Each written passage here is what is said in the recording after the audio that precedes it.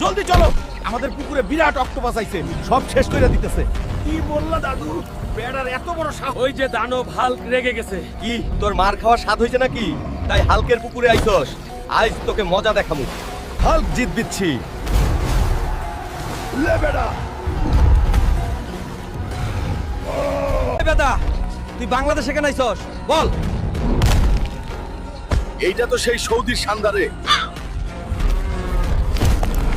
ভাই, শেষ করে দিছে। তাই নাতে পলাই আসছি।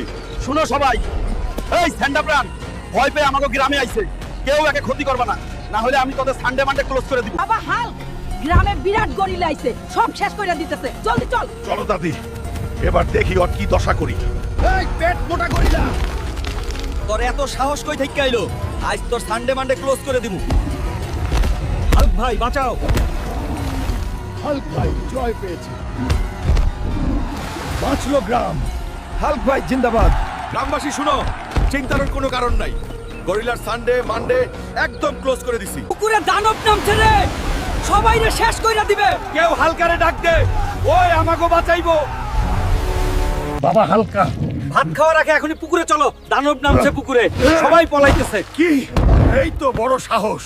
চলো দাদু। দাদু, দানব কোথায়? দেখো হালকো ভাই, পুকুরের পানি কেমন নড়তেছে, দানব নামছে।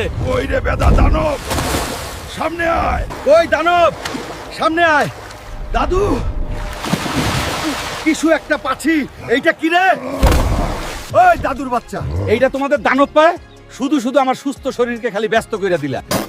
হুলকা, ওইটা তুই বাড়ি নিয়ে যা, কাজে লাগবি। ওই বুড়ো বেটা, এতই যদি কাজে লাগে তুই নিয়ে যা, আমার লাগবে না। বন্ধুরা, আমার মাথা ঠান্ডা করতে এখনই তোমরা লাইক আর সাবস্ক্রাইব করে দাও।